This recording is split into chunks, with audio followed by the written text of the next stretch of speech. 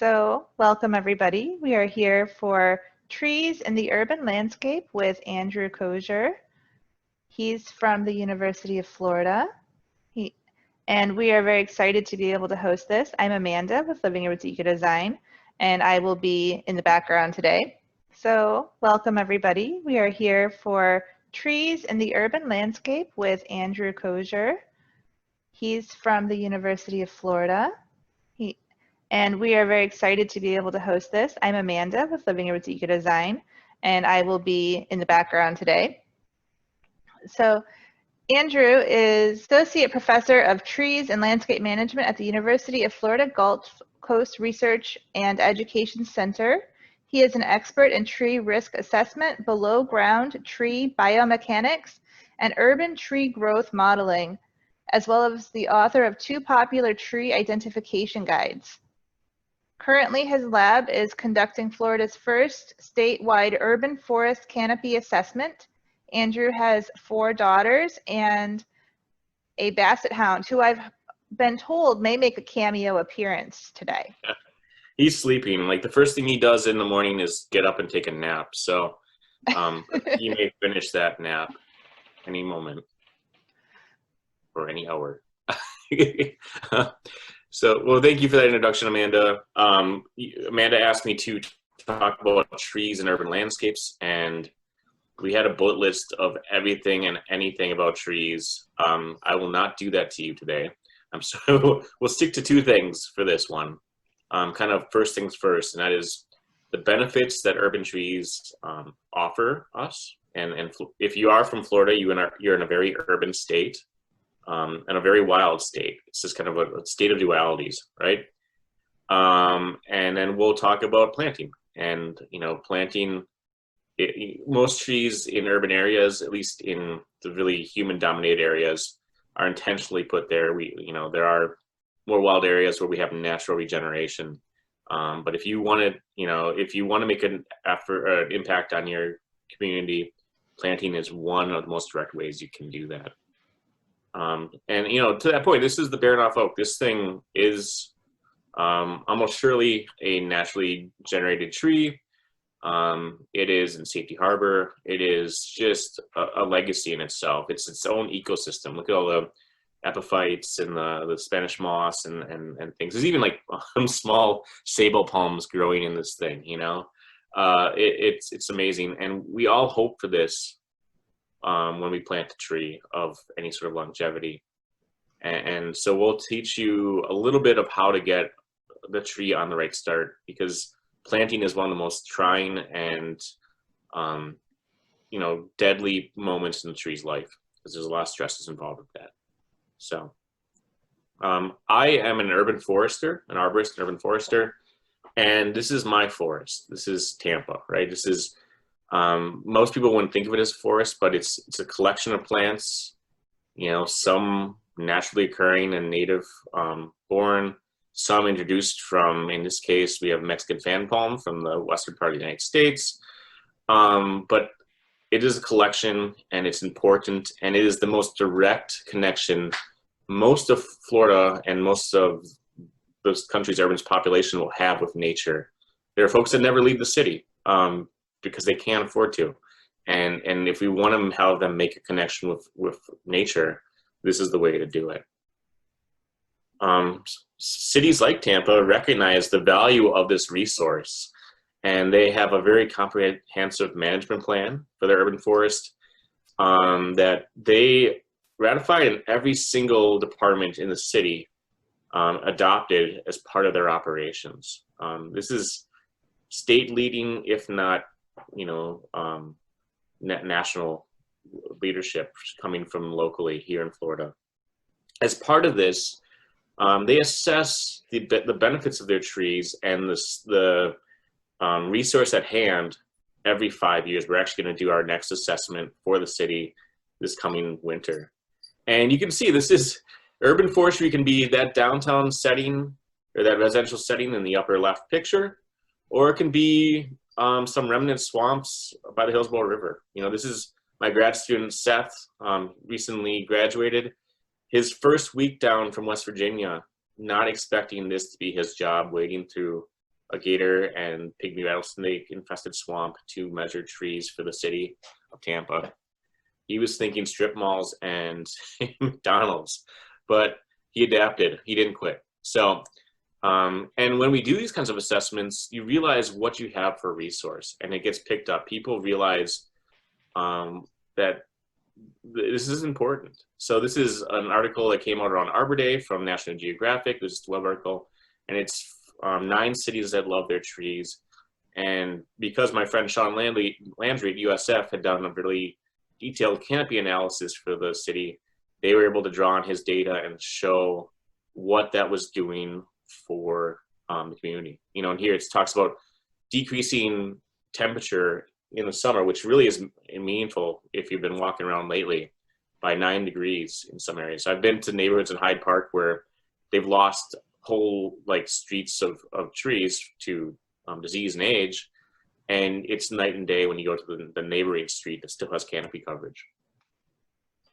And that press grows, you know. So MIT, they actually did a study where they looked at green views. So like if you're walking down the street, how much green is going to be in your view? And Tampa was the #1 city out of all the cities that they looked at. And that's because they were using Google Street View imagery. And we were so we always had green trees, and our trees are short because we live in a hurricane-prone area. But we'll take it, right? And this gets picked up. And this is the kind of stuff you want your city to be able to boast about, because it sells visitors, it sells residents. It's something that people can take pride in, right? And beyond the pride, beyond the boasting, there are some really quantifiable benefits that trees produce. Things like energy savings. Everyone knows that if you can shade your house in a meaningful way, you can reduce the cooling demand here in Florida. Interestingly, the studies that model this, they find that if you have children in your house, trees aren't going to do you any good, because those kids open and shut the doors so often. Any benefit is broken by them just breaking the seal and letting all the cool air out of your house. So, but you know, for those of you who have control over your indoor environment, keep it indoors. Trees can be very meaningful. Property value. I'll show you a study about that in a little bit that actually came out of Tampa. But trees in your yard boost your property value and make your house sell faster. Storing carbon. You know, climate change is a thing. The science is there to back it up. And being able to store carbon is one of the most effective ways of combating it, you know. But trees are also sources of carbon if we consider maintenance, so we need to balance that. Urban food forests, you know, that's something that's probably near and dear to many on this call. And then things like biodiversity. You know, the oaks that are native can support dozens and dozens of Lepidoptera, which are the caterpillars, the moths, the butterflies that feed so many of the birds that people love to watch when they are backyard birders and things like that. So natives have a major leg up over introduced species with regard to maintaining biodiversity in the city. So here is a study that my friend Sean did with a very brilliant researcher, Jeff Donovan, out of the Forest Service. And I'll show you another one of Jeff's papers in a little bit. But they actually looked at what trees add to the value of your house, right? So realtors, they have these things called hedonic models where they can figure out how much an extra bedroom adds to your house, how much the square footage adds to the value, the neighborhood where you're in, you know, school district, all these things factor in to the predicted price when they're coming into putting your house on for sale. So you know, and people actually have software to kind of help get their prices in a ballpark before they tell you as a client what you should sell your house at. Well, when you look at all those things that are already being quantified by realtors, there's still a little bit of noise left that's not being accounted for in your data. There's a little bit of differences in the prices that all those internal and external factors that realtors think about still don't capture. And one of those is trees. So using those models and then comparing it with canopy coverage in neighborhoods, Jeff and Sean and Cody found that a 10% increase in canopy will raise the house sale of your house by $1,500, which maybe isn't big when you consider the value of a house, you know, but it's very additive, and these benefits leach over. You know, the one thing that happens when you own a tree is that you may be maintaining it, but everyone around you is sharing the benefits. So one mature oak can actually add $2,000 to the combined sales in the neighborhood. So that, you know, that's the kind of spillover. Going with the 1,500, if you think of how many homes are sold in Florida in a year, it actually adds up to be a pretty significant number in the hundreds of millions of dollars if you want to extrapolate to that point. So here's another benefit. Emerald ash borer is a very virulent, invasive pest that came through packing materials to the US in the Detroit area. Ash is not a dominant species, but it's a very abundant species in both forested areas and in urban areas because it's really tough. Throughout the Midwest and the Great Lakes area. Well, this bug kills everything, healthy, non-healthy, young, old, everything is just wiped out. It's actually going to cause extinction in local areas of the species, right? So taking advantage of this tragedy, and we'll look to see how human health differed in counties before and after they lost a bunch of their canopy to this pest. And they found that in the 15 states of their study area, when the ash removed, they found a bump up of over the normal death rates, 6,000 deaths related to respiratory health.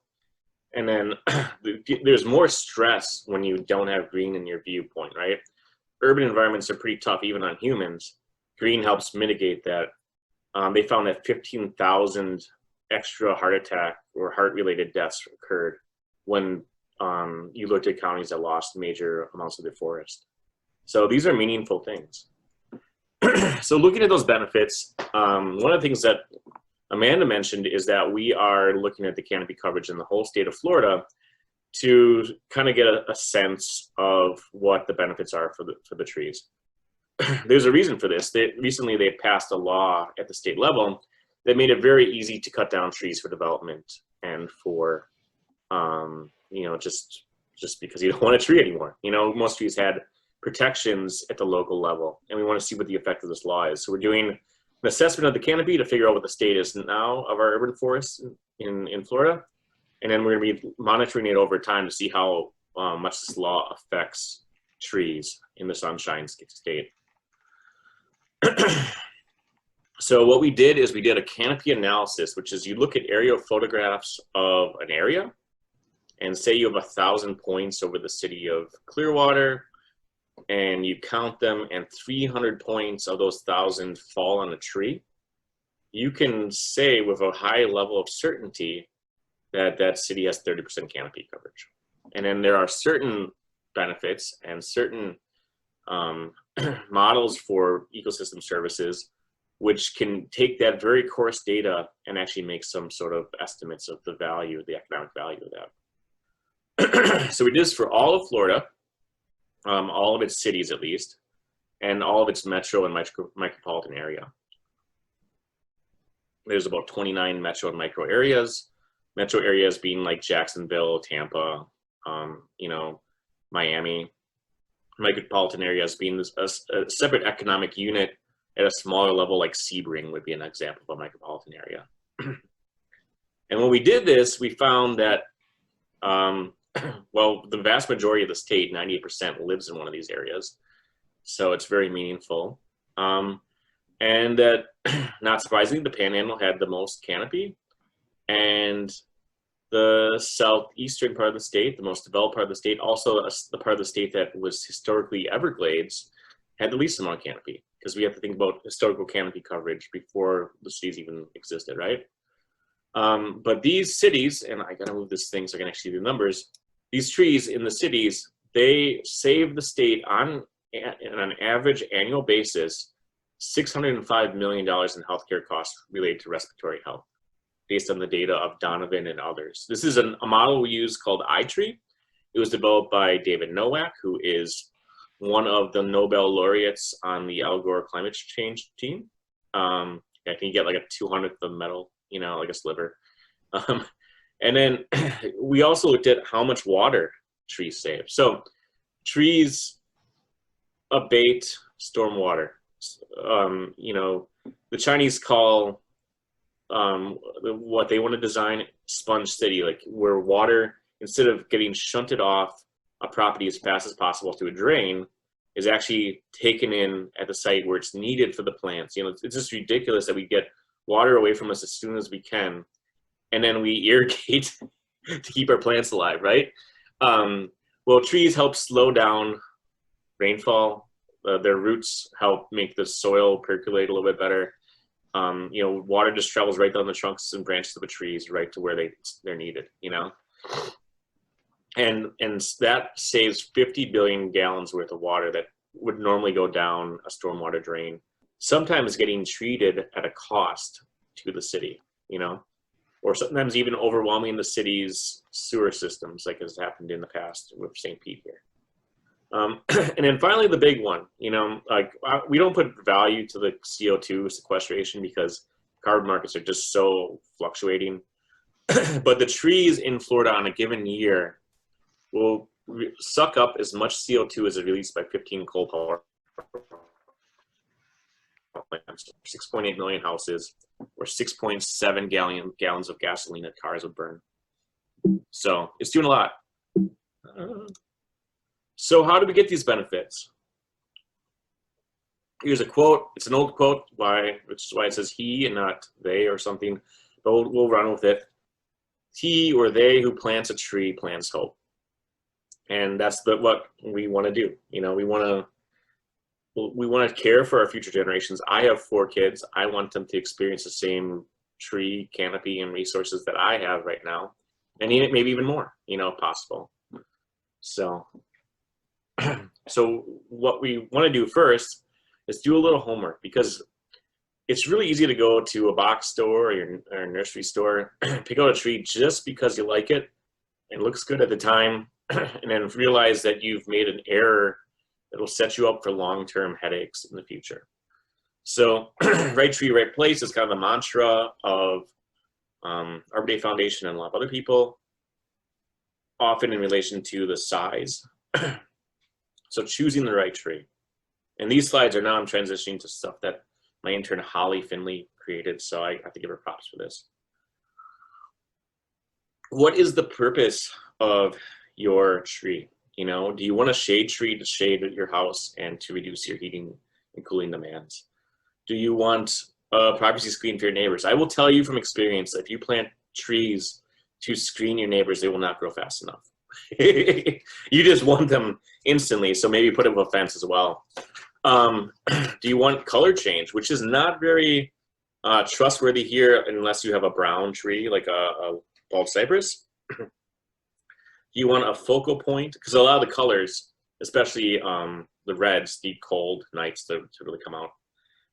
Do you want a focal point, a flowering tree? Do you want something you can graze on and set your kids loose on in the backyard to eat? So characteristics. Some things you can look at that will really give you season-long interest here in the state of Florida is foliage. Most of our species are evergreen or semi-evergreen. This is a southern magnolia, and these trees don't always have that beautiful russet pubescence below them, right? In the nature, in the wilds, often it's not anywhere near this, but the ones that we have in cultivation, people really latched onto that as a trait that they wanted, and you see that almost exclusively in our nursery centers and things like that.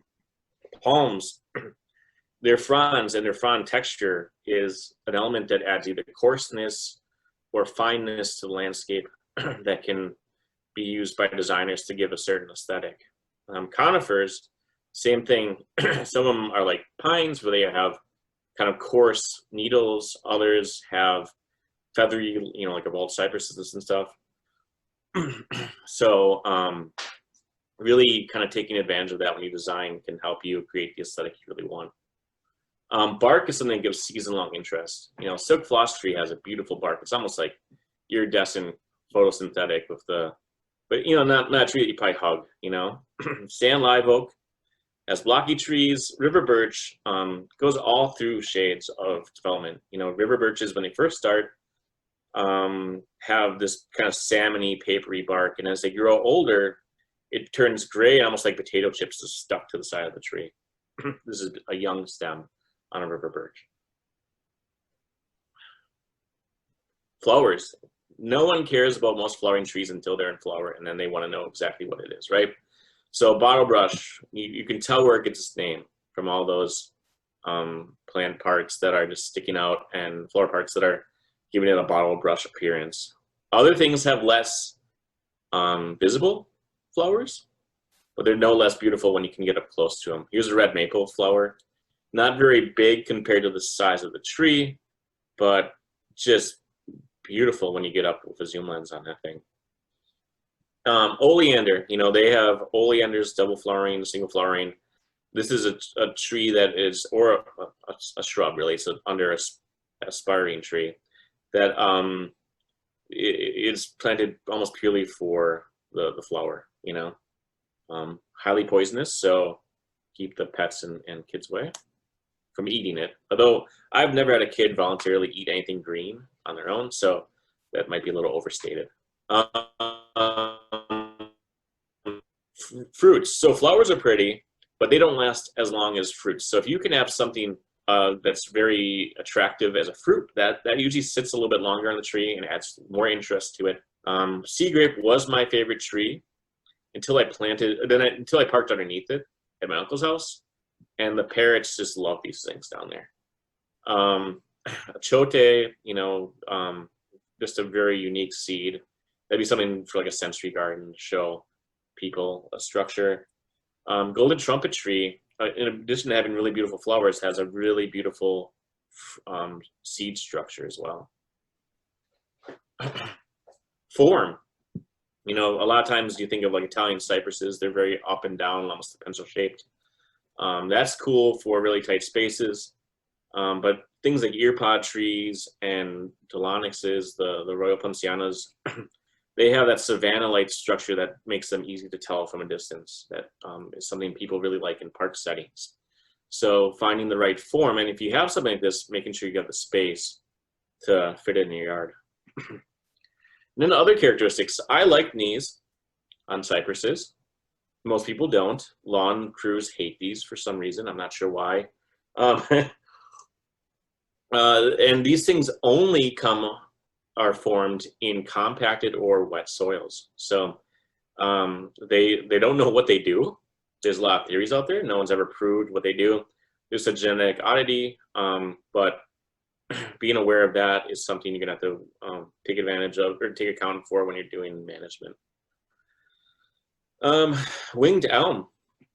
These corky appendages are wings on the twigs.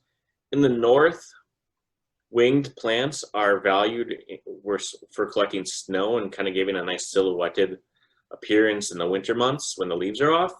Not so much of an issue here in Florida, but still a unique thing for kids and others who find this kind of stuff fascinating. So in addition to what the tree does, it looks like we need to figure out what the hardiness zone is. If you are in the Tampa Bay area, things go crazy really quick. If you're by the water, you can get away with tropicals. If you get away from the bay and you get away from the Gulf, we start getting into zone 9, which can get below freezing, right? And that freeze mark, so there's two big thresholds for trees. 40 degrees is one threshold that a lot of trees can't handle. And then 32 is another. The actual freezing is one where trees start to drop off, you know? So that's something to be very careful of in this area in particular. Soil texture structure, in Florida, that's sand or different kinds of sand. For the most part, I joke.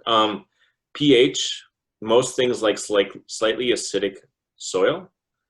And if you have more basic soil, more alkaline soil, you will have to find the right tree for that. You know, people love to lime, don't lime. most trees do not want that, you know. Drainage. not usually a problem here, but excessive drainage is a problem. Soil salinity, that's becoming more of an issue, especially along coastal areas and areas where we're drawing too much water for irrigation and for water consumption for our human uses. And then light exposure is the big one. That is the one that makes or breaks most trees. Again, here's a hardiness zone map, something to be familiar with. And it relates to the minimum extreme temperatures that you can expect in a given winter. If you're looking for plants and you want to take into account all of these things and kind of design, one of my colleagues, Gail Hansen at the University of Florida main campus in Gainesville, worked to put together an app and a database on finding all sorts of plants for Florida-friendly landscaping. She's involved in that. Florida-friendly landscaping is low input, low water input, and non-invasive, landscaping. So reducing the demand for your maintenance and making sure that the plants you pick are not escaping into the wilds, because I think it's like over 60% of the invasive plants in Florida came from ornamental plantings. Purchasing your tree, I'll go kind of quickly over this because I think I'm going a little long. Let's see. I may make it. You can buy trees as bare root, container grown, or containerized, and balled and burlapped. In the Sun Belt, container grown are the king and queen.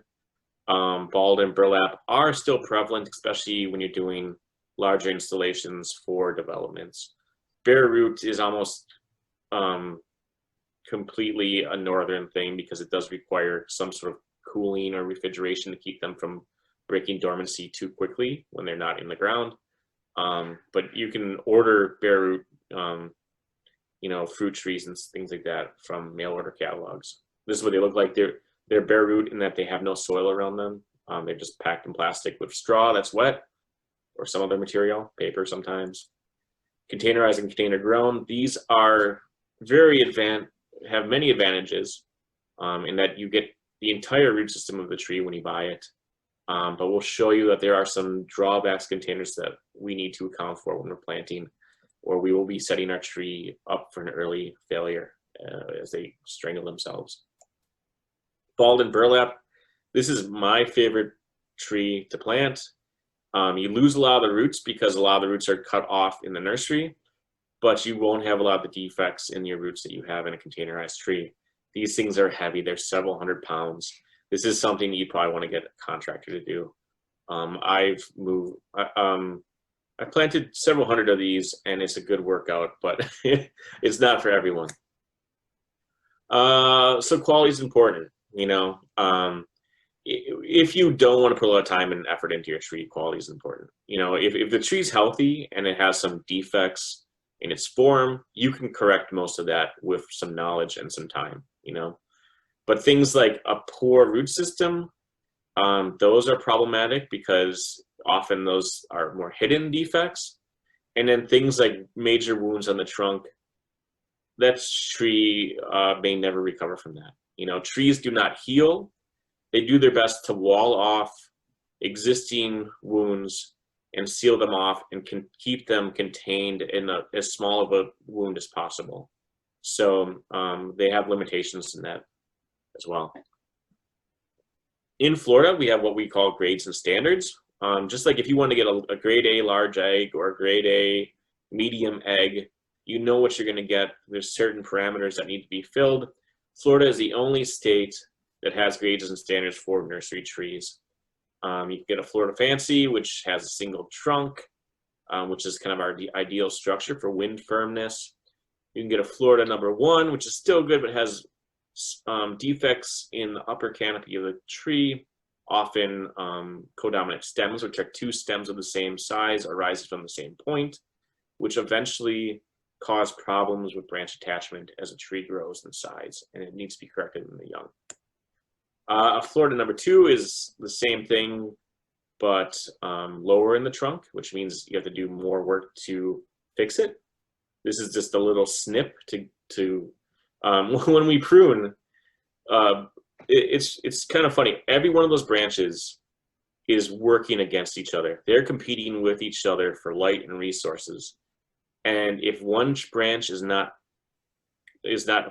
bearing its weight, it's not keeping up with the rest, it will get shaded out and die, right? There's no love for branches. The tree just wants the best and the brightest, the ones that gain the most light, to survive, and it sheds no tears for the ones that get shaded out and die.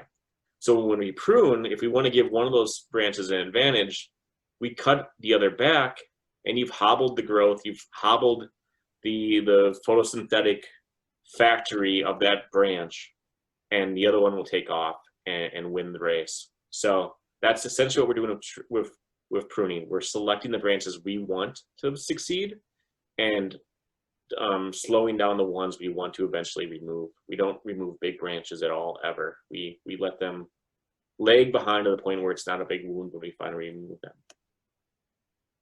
And then we have culls, which are just, what are you gonna do with this? You know, something that has no dominant leader whatsoever, something that is, you know, has major issues with a bunch of similar sized branches coming from the same point lower in the trunk. These will take a lot to recover, you know. So once you found the tree that you want, the top part is the first half.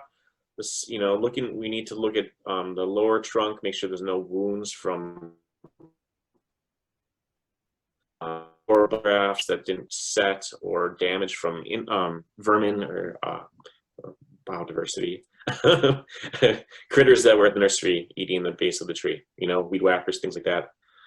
And then we want to look at the root system. So this is what I was talking about with the container grown trees. If you have a tree in a container and you don't upsize it to the next size in time, the roots will find the edge of the wall and start circling around it. And this can be a problem if the trunk is low down in the pot. If they pushed it down too low, the trunk's all the way to the bottom of the pot, and the roots are going up around the trunk and spiraling. Roots often graft to each other, and that's a compatibility thing that's just naturally occurring because roots often come in conflict with other roots in the soil. But roots and trunks never graft each other because they're not normally, that normally doesn't happen in the wild unless you have like maybe flooding where it's depositing silt a lot on the root system of trees. So when these circling roots grow in diameter and when the trunk grows in diameter, eventually there becomes a point where they meet, right? And when they meet, you have compression on the trunk, you have you have the tree girdling itself, strangling itself, and preventing water movement from the root system to the crown. And eventually you'll have dieback where branches are just not getting enough water and they die. And that tree is not long for the world. You can remove these roots. It's a wound, but it's better than having the thing strangle itself. But it's better to catch these things early on when the tree is young. You can remove a lot of those circling roots. You can just shave off the outer inch or so of that entire root ball. And trees are plastic enough when they're young where they'll recover from that, especially when irrigated correctly. You know, some trees come from the nursery and they have the name Limelight because they look sickly by design. Other ones are just sick, and knowing the difference is important. You know, this tree is water stressed and starting to show it through chlorosis. Location, we want to make sure that we don't plant things too close to our house, too close to the power lines. They look different when the tree is young, right? We need to look at the entire, look at a tree ID book and figure out how big that tree is going to grow before you put it someplace. A live oak can grow 120 feet wide, you know, if you let it. So where do you have that space in your yard? Here's some wonderful examples of how not to place trees next to lights, courtesy of the University of Florida Gulf Coast Research Center. If you want to see at night, don't plant a tree in the light, you know? So sidewalks and driveway damage. This is a problem. You ever seen someone try to take a wheelchair down the road? You understand why there's ADA compliance issues with sidewalks and why people police that the way they do. It's not acceptable. You know, people should be able to get around in their own neighborhood, and we can avoid these issues by planting trees far enough away or planting smaller stature trees in small spots like this. So, I mean, you get a 4-inch live oak, you got a 4-foot planting space. It looks like a good fit for the first couple of years of its life. But trees need to live a long time to do all the benefits that we were talking about earlier. I did a study when I was in grad school about when trees break carbon neutrality. I wanted to know at what point did they pay back all the environmental debt they accrued when they were being maintained in nurseries, shipped across the country, pruned with chainsaws, transported, you know, and eventually I even considered the carbon footprint of their removal and their shipping into mulch, you know. And in a cold climate like Chicago, a tree like a red maple needs to live 33 years to pay back that debt, right? So if we plant our trees and we don't give them the space they need and they die at 20 years of age, they may be doing more damage to the environment than good, right? Because of all of our efforts. You know, when you have like a naturally germinating tree, a seed germinating tree that just happens to volunteer in your yard, that thing's free, right, from an environmental standpoint. But like I said, most of our trees in cities have an environmental legacy that is related to the use of fossil fuels and fertilizers, release CO2 into the environment. So when you see things like this is 7 oaks in Pasco County. They cut down 2,000 oaks at one time because they were all the same size, lifting up sidewalks throughout the development, right? And sidewalks, there's a lot of CO2 that's associated with the repair and the maintenance of sidewalks, right? So, and these trees were in the wrong spot. So now this development truly has 7 oaks, and there's a lot of people that have had to restart from scratch with trees in their yard, and it left a bad taste in people's minds with the experience that they had with trees. So one of the things we've done in my lab is try to give better planting guidelines for trees. So we've made models where we take very common forestry measurements, which are measuring the diameter of the trunk at 4.5 feet. Every city pretty much has this measurement when they do an inventory of their trees. And we made allometric or growth relational models between that measurement and the actual spread of the root system, so we can make better guidelines for planting. And we have a pretty robust equation. It's a very strong relationship. And when you add a little bit of a buffer to account for the underground roots that you couldn't see, that are what we call the zone of wrapper taper, where they're still pretty thick because they're accounting for the sway and the movement of the tree in the wind, you need, for a live oak, you need 15 feet of planting space to prevent any sort of curb and sidewalk damage. And we just don't get that in most of our planting spaces between the sidewalk and the road, right? So that means we need to think about other species, smaller species, palms even. Palms give us less benefits, but if they're doing less damage to infrastructure, it's a net win, right? We want to place trees 15 feet away from buildings if possible to reduce conflicts with the foundation, and we want to keep them away from overhead electrical wires as well. Whenever you dig in a hole in the ground, you want to make sure you're not digging up cable or fiber optics if you're so unlucky, or whatever else is underneath there. And the first thing you do is call 811. It's a free service. Utilities come out, they mark it within a day or two, sometimes 3, and you're set. Then you don't have to even worry about digging in the yard anymore. This is what it'll look like. It'll just be a line in the ground.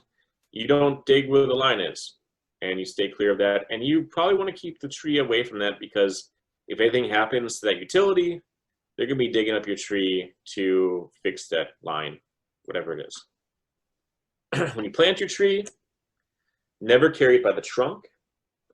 Root balls are heavy. Aside from the bare root trees, which we don't really have, that root ball for the balled and burlap is really heavy.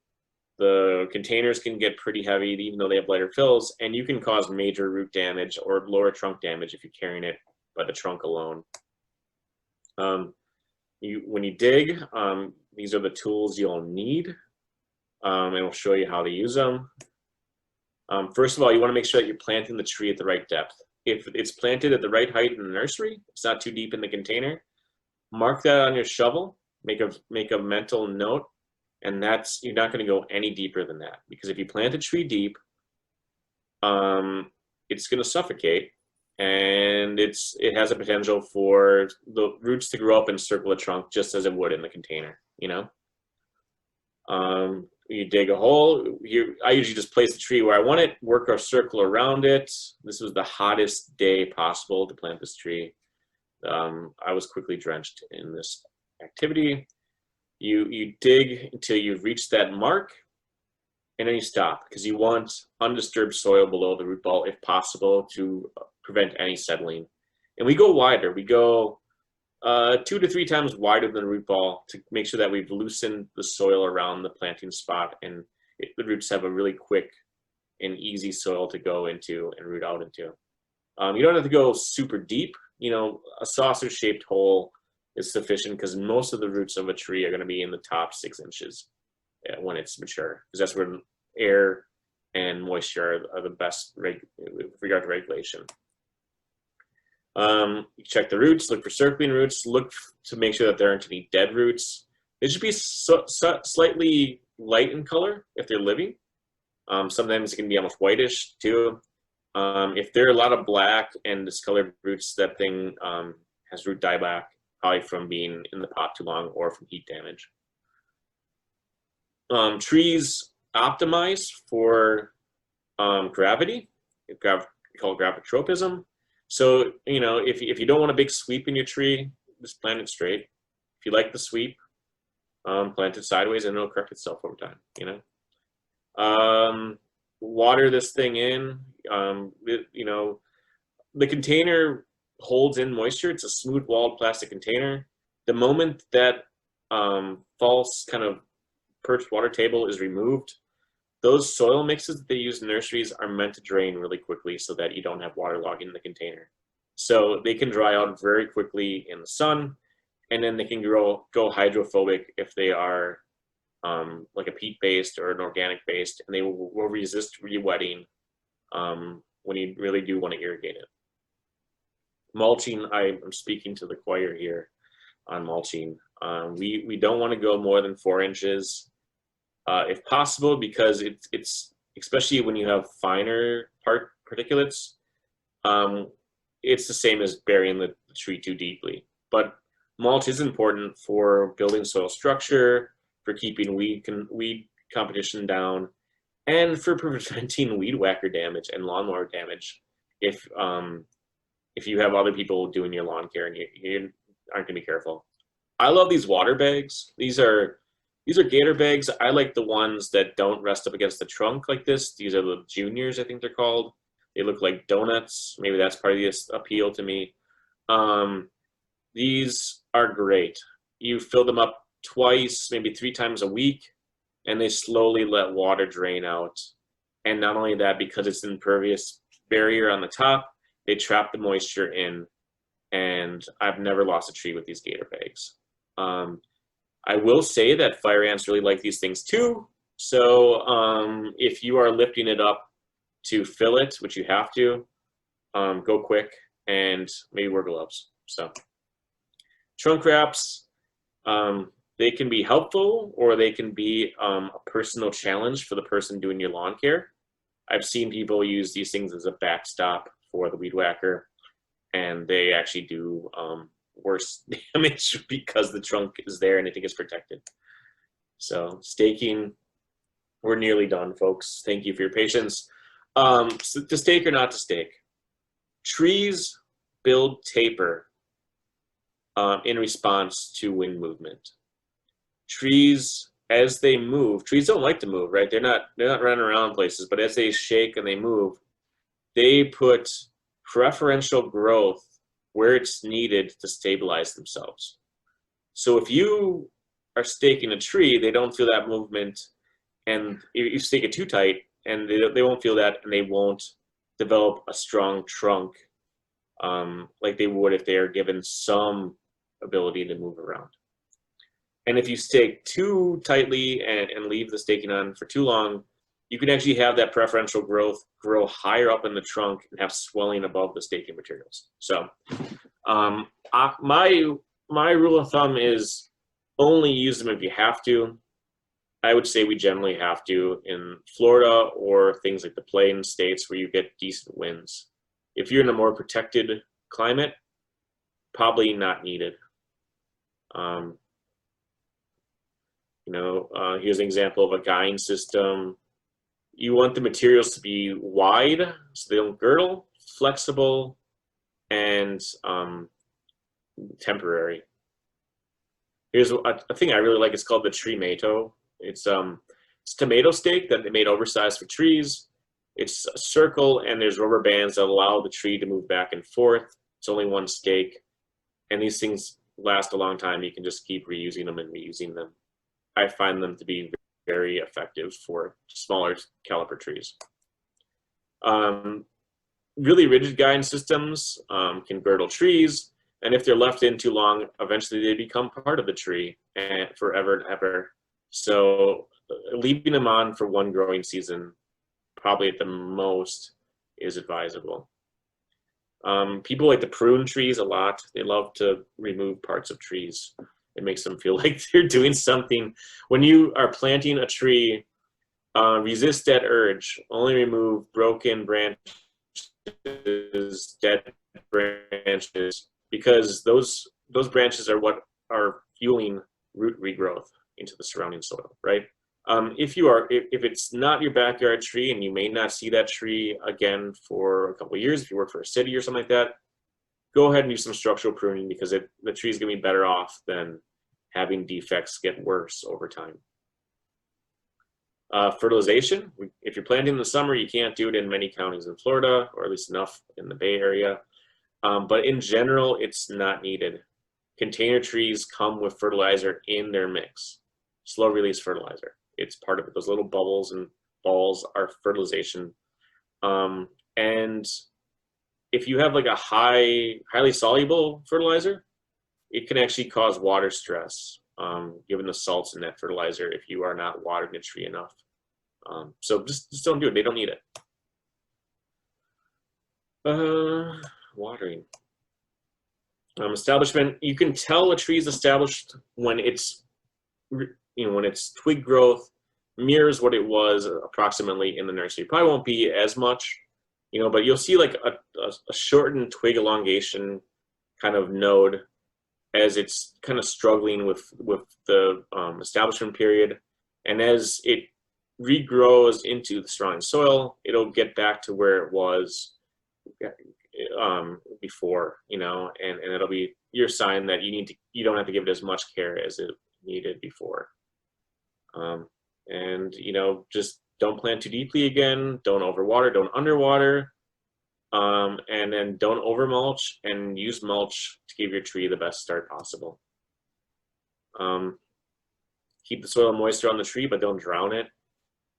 And protect these things from string trimmers and lawnmowers as much as you can. There was a study out of Christchurch, New Zealand, where I think like 70% of their trees had lawnmower damage, given just lawn care crews and stuff like that. And that's just something that is really easily preventable, given mulching and all that it offers. So, and finally, if you do want to prune your tree for better maintenance, you will after it's established, right? You can use, this is my last 5 slides or whatever. Hand pruners are pretty much all you're going to need to get a tree off to a good start. This is my collection of bypass and anvil pruners from work. Generally, people recommend bypass pruners because they're supposed to make a cleaner cut. I'm not sure if anvil pruners, if sharpened, will cause much damage, but generally gardeners advise against using these for living wood, just mostly for removing dead branches and stuff like that. And then, you might actually have to get a loppers with a little bit more leverage, but you don't want to remove anything bigger than this when you're training a tree, right? So what we want to do is give that tree a central leader. This is for shade trees and flowering trees mostly. Fruiting trees, if you're trying to do orchard pruning, that's a whole different beast, which is all about sun penetration and ease of picking the fruit. So, but for shade trees and for flowering trees, establishing one central leader will make them most resilient to snow loading, ice loading, and wind loading, which are major causes of branch shedding in trees. So you look at your tree, if it has one main branch that's kind of in the center that you want to keep, hobble the ones around it that are competing for light, that are about the same size, that are coming from the same point, and give that central leader the advantage it needs. You're going to eventually get to the point where you want to figure out what the lowest permanent branches are. The branches you get from your tree in the nursery are probably not going to be there for a shade tree by the time it's mature. You know, if a tree's 8 foot in height, that's about the clearance you need for a sidewalk or for making sure that lawnmowers and stuff can get underneath the tree. So all those will be eventually removed. But you figure out what your lowest branch is, and you save that, and you start cutting back the things below it so that they are stunted. You know, they're still important to keep adding taper to that lower trunk. And eventually, when they're pretty small in diameter, like less than a third of the diameter of the main stem, you can start removing them. Because the trunk's going to keep growing while those things kind of stay about the same size. And then once you figure out your lower permanent branch, you're going to start figuring out what your main scaffold or your main structural branches are going to be. And there are, you know, you want to space those out. You don't want them all emerging from the same point on the trunk. And these will be the branches that are with the tree for its entire life. And then these temporary branches, which we keep initially, eventually we'll clear them off to get a clear trunk, which is kind of the aesthetic that we normally have with urban trees. So with that, I'll leave it with question and answers. Thank you very much for your time.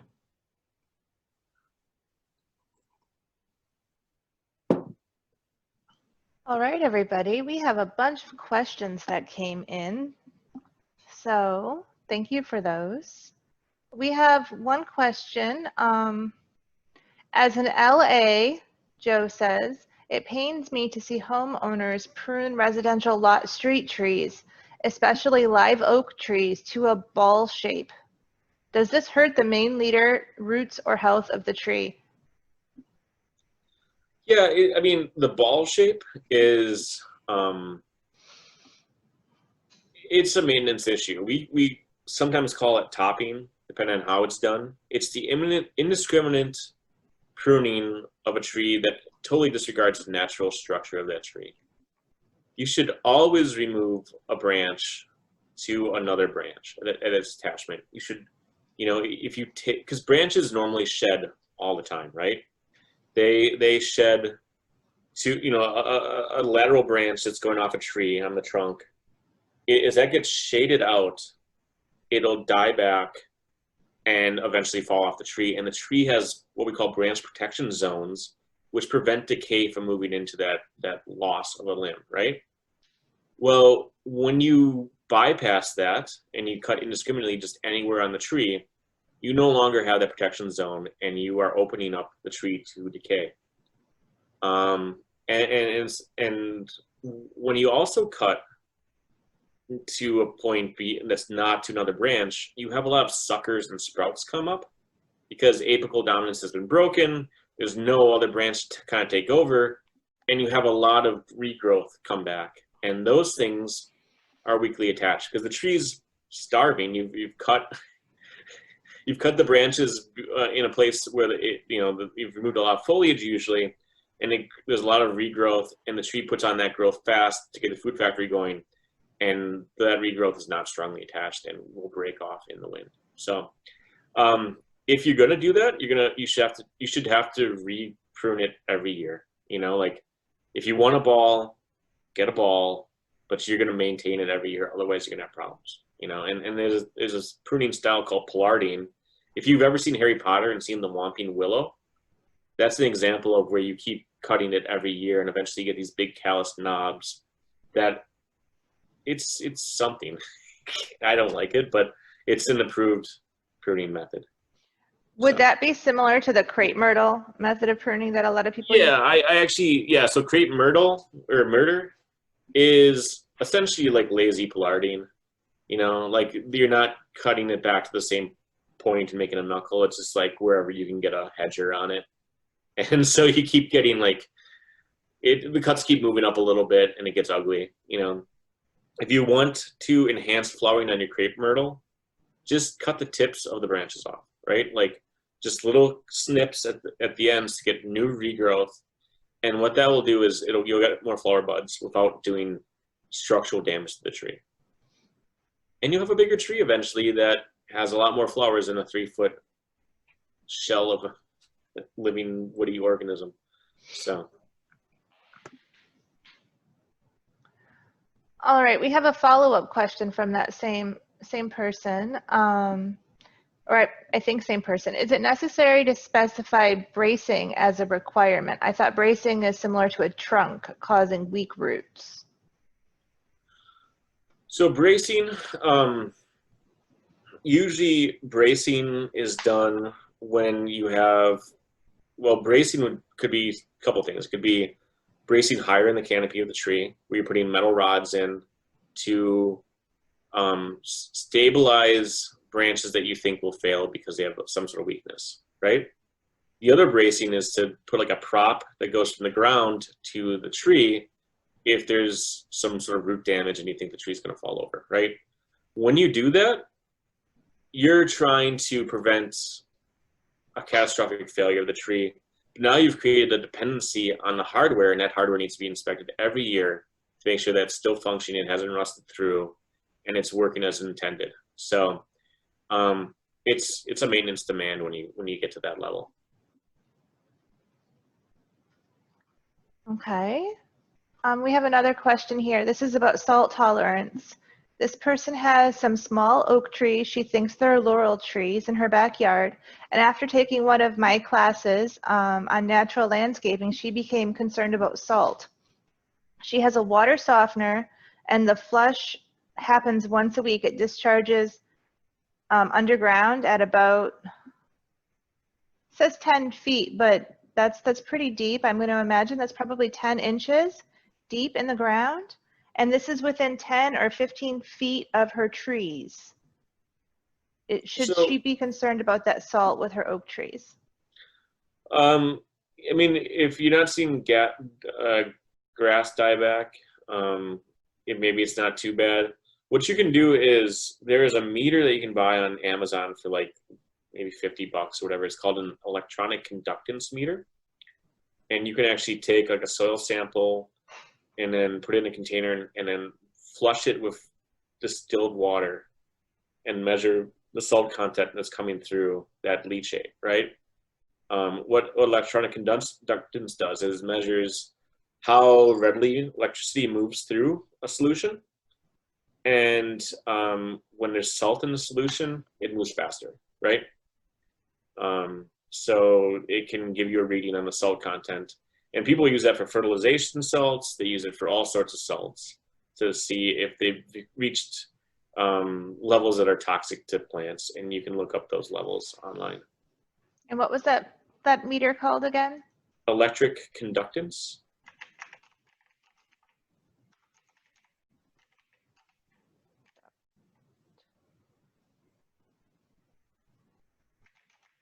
So how readily electricity conducts through a solution, essentially. Okay. Someone would like to know what the name of that plastic stake that you recommended with the circle on it for the tree. Like tomato? Yeah, tomato. Okay. Is that commercially available? I thought that was pretty neat. Yeah, I think Forestry Suppliers sells it. I have no affiliation with any of these companies or with any suppliers, but I found that I like them for my own uses at work. Okay. When you fertilize a tree, what about using stake fertilizers that get buried underground near the tree? Okay, so in general, trees are the least needy thing in your property, right? when it comes to nutrients. If you have a lawn and you have a tree in your lawn and that lawn gets fertilized, the tree does not need supplemental fertilization. When I lived in Illinois, we had usually fertilization issues were generally tied to pH for things like pin oaks, you know.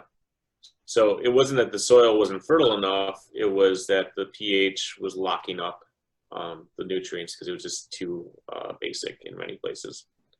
Or it can be too acidic and it leaches away, right? And then so in general, I mean, aside from fruiting and flowering trees, fertilization is not needed. You're not trying to pump growth out on a tree. You want it to live for a long time. And things like bristlecone pine persist for a long time because they're not growing at a rapid rate, right? Mm-hmm. If you consider palms a tree, and I would, they're woody, plants that are long-lived and have an elevated canopy, which is the definition of a tree. These things are needy. Aside from your native palms, like your sables, and your Mexican fans, things like queen palms will need extra fertilization, especially if you're over pruning them, because you're robbing whatever nutrients they have in them already. And they need a special type of potassium that will persist longer on the site. And I forget what the term is, but you look for a specific palm fertilizer for them. Okay. What about planting nitrogen-fixing plants around the understory of a tree, like beans or pigeon peas or something? Yeah, And I imagine they're talking about fruit trees. Yeah, I mean, having extra fertility in your soil will make the tree grow better. It's just not necessary for long-term growth, but your tree will do better. And if you're doing fruit trees or flowering trees, anything helps, because that's your goal is to improve the flowering and the fruiting of the trees, which are really kind of resource intensive, right? So nitrogen fixing would be a great way to do it. Just make sure there's no, allelopathy, no chemical warfare going on like we were talking about before. And yeah, it should be fine.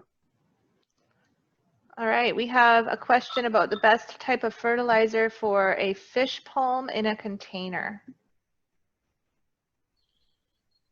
I would look up the work by Tim Broschat. Don't quiz me on the spelling. Broschat. He was a palm horticulturalist down in Fort Lauderdale, and his main research focus was nutrition for palms. And I'm sure he has a fact sheet on that somewhere. Type in University of Florida, Tim Broschat, fertilization. He would be the one, and his stuff's still online, even though he's retired as of a year ago. Okay. Someone's asking about a good book for pruning fruit trees. That's a good question. I don't have. I'll look into them. I'll get back to you. I generally don't. And every tree is different, right, for fruit tree production. So I haven't looked at them. I will look on Amazon, anything I can get, or Google, anything I can get like a free preview and see what looks pretty complete. But that's something I actually don't have in my library. One thing that I've noticed with pruning fruit trees is that UF-IFAS does have a number of online classes. Some of them are only available for, well, I shouldn't say only available. Some of them are under the professional resources, but they are available for anybody to take. Like there's not a sign-in or a login or anything. So you could consider searching for that. Mm-hmm. Yeah, definitely. Because, I mean, it's a completely different goal and objective when it comes to pruning, so. We have another question. What is the best tree planting organization to support with donations? She joined the Arbor Day Foundation, but is disappointed with the enormous amount of paper waste that their mailing generates and the quality of the saplings they sent out. She's also donated to the Florida State Parks Foundation for their Plant a Pine campaign. Do you have any other groups that you'd recommend? I mean, I would just, I don't have any that I would recommend, but I would say that, look to see if there is community level stewardship and planting organization in your own community, and see if you can make a difference for your, neighbors nearby. There's a lot of cities where, there's the tree resource isn't very equitable. The more affluent neighborhoods have the most tree cover, and the less affluent ones tend to suffer in that regard. And a lot of those volunteer-based stewardship done, NGO kind of level groups are filling a niche to get trees where they're needed most, because everyone should have access to green spaces and green resources. I agree. All right, this one is a question that I was waiting to come up. So Florida just changed its tree protected regulations, so you can cut down more trees, and apparently Safety Harbor had a tree protection ordinance as well. And there's now a zero lot line ordinance that was passed a few years ago, this person says. So a lot of trees ended up being removed. They go on to say that no one has an understanding of the importance of trees, such as the mayor and the commissioners of the city. The city arborist recently left, and they're wondering if there is anybody available to give a statistical and scientific presentation to the people and city officials about the importance of trees for global warming, the economy, water and air quality, the environment, mental health, property value, etc. Yeah, so that's part of what we do. We have measured the canopy in not every city in the state that's over like 8,000 people, like the top 300 cities.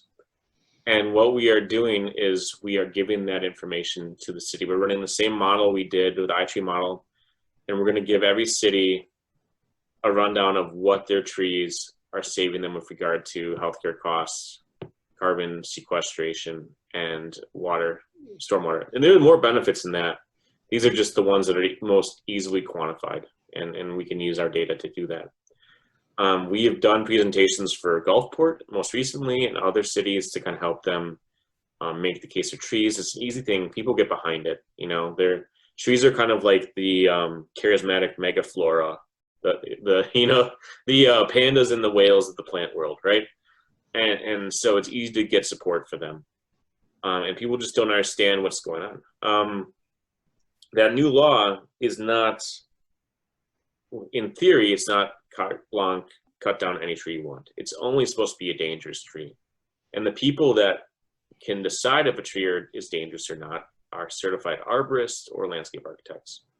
And certified arborists in particular, if they're the ones who are saying a tree is dangerous, they are held to a code of ethics by the International Society of Arboriculture and can lose their credential and their ability to make those decisions given the state law if they're just hired guns, right?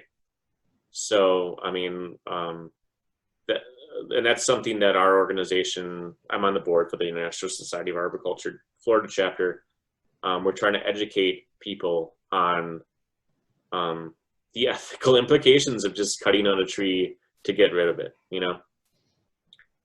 and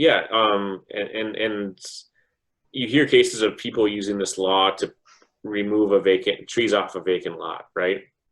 By the definitions established by the International Society of Arboriculture, if there's no target on a lot, if there's no structure or person or whatever, I mean, if it's just a vacant lot, there's no way it can be dangerous, right? Because if the tree fails, it's going to hit nothing. If a tree falls in the wood, does anyone hear the sound?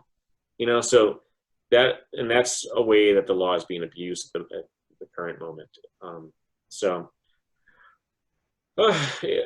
I think this will get fixed a little bit, but it is an honor system at in the way it's written right now. So, and I think getting cities to appreciate, I mean, when we did the assessment for Tampa, we met with every single city council member to show the data that we collected for their city, and they got it. You know, they were saying the importance of canopy in the next meeting. You know, so there was hope. All right, that same person has another question. Where can a citizen find high quality presentations, guidebooks, and fact sheets on the importance of trees? So I would look up iTree. They have some resource guides that explain what research went into their models, and you know, kind of that basis. They're really big. So iTree's from the Forest Service. They're kind of the interpretive aspect of tree benefits research, right? They're putting it into a format that policy makers can look at and compare in a dollar versus dollar comparison to things like fire truck fleets and police, you know, departments and roadways and bridges and stuff like that. You know, it shows both the cost and the benefits. That kind of gives you a perspective from a budgeting standpoint, you know. I mean, we just created a fact sheet on the benefits of the trees in the state, but it's still winding its way through the publication process and kind of hit a dead end at the moment. It needs a checkbox from someone, but they're busy. So yeah, I would look at the iTree stuff. They have a lot of good material on their website. I mean, they have tools where you can actually figure out how much your tree in your own backyard will pay you back in the next 10 or 15 years, you know? I know that my own tree, my giant oak tree in my backyard, makes it so that I can hang out outside in my backyard until about 3 o'clock every day, very comfortably. Yeah, no, and that's the thing that people don't understand is that giant live oak will not be back in your lifetime if you cut it down, you know, for a redevelopment or to expand a lot line and stuff. And if you can spend the time and effort to work around that tree, you'll gain so much in the livability of your property. Mm-hmm. I agree. We have another, we have a bunch of questions as this came in. How does the law impact cutting down trees classified as invasive? It doesn't address it in particular, but that said, I don't know of any, well, most cities did not protect invasive trees to begin with, you know? I think Tampa, it does include camphor as part of its grand tree designation because they are notable trees, you know. But that was like the one that I heard of, like, you know, like no one's protecting Melaleuca. Those were always free for the taking, right? No one's protecting whatever, a Brazilian pepper, right? So the law shouldn't affect those at all. And yeah, is there anything else to that question? That was a full question, but we have another question that says they're removing trees left and right in Gainesville. She moved here because the city had a forest environment. Could you return your attention to our city commissioners in this election year?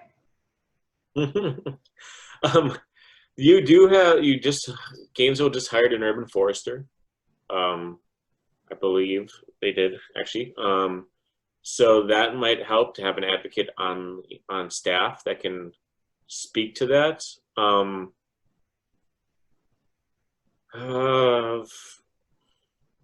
I mean, and there are folks up there. There's a tree board, and one of my PhD students who just graduated and got a faculty position up in Gainesville, Ryan Klein, he is on the tree board. So he's probably in a better place, or folks like Michael Andrew up there, or David Fox.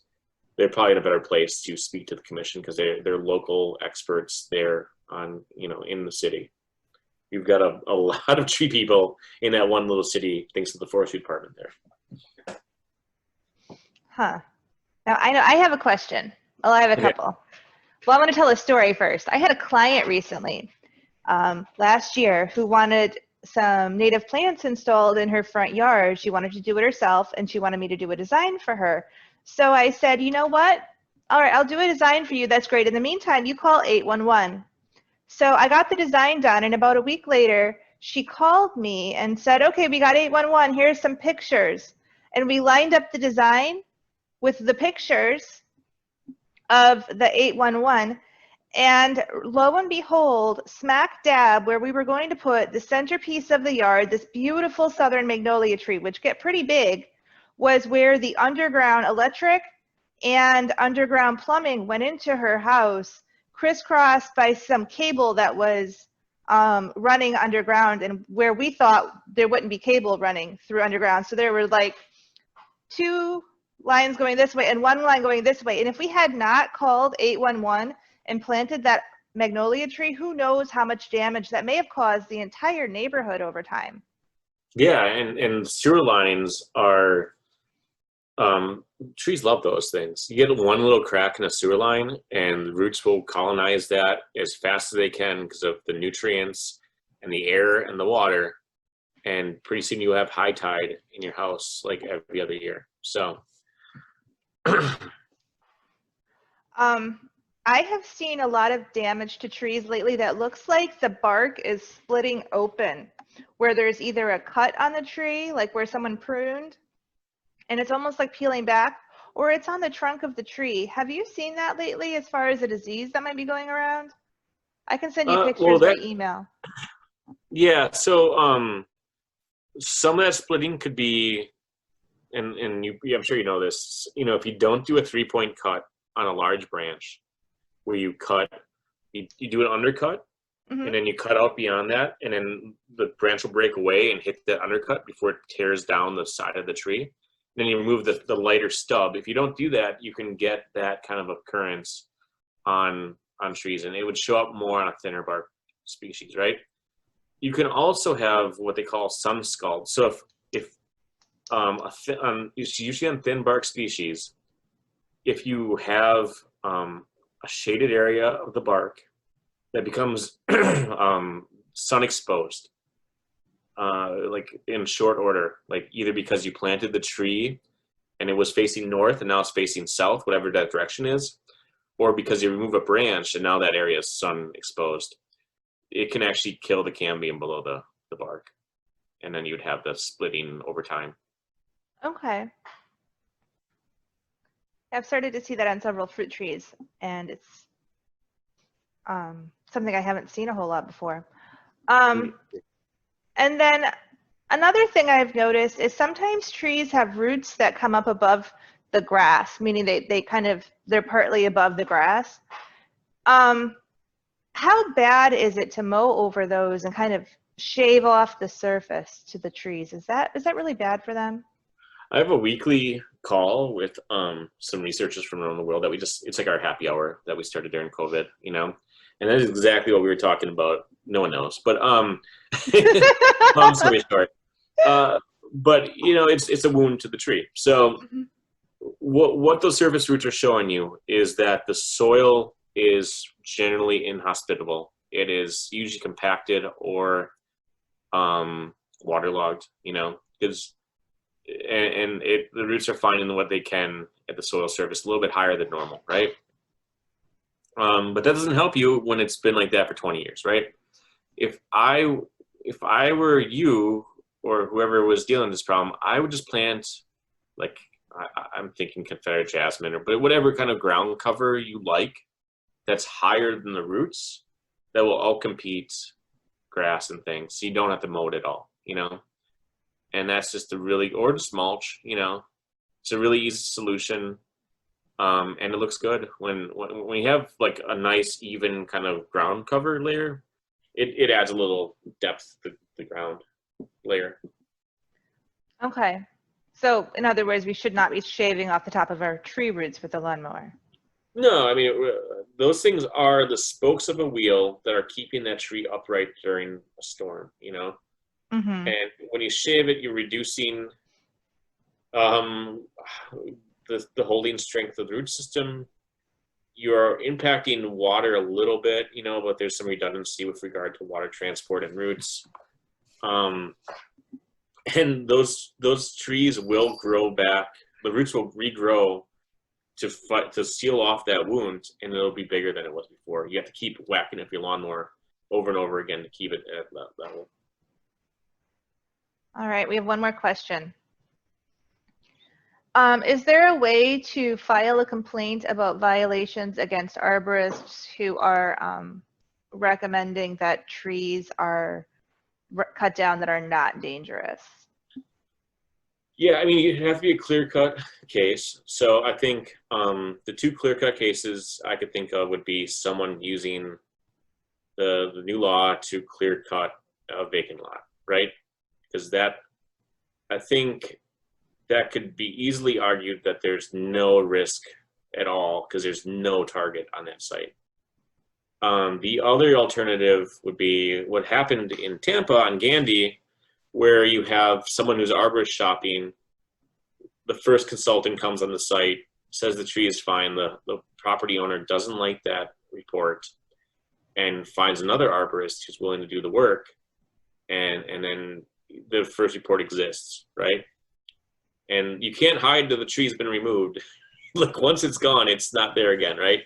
So but it's, I think those are the only scenarios where we would have a decent shot of filing a complaint to the International Society of Arboriculture's credentialing or certification department. All right. Well, thank you for your time. No problem.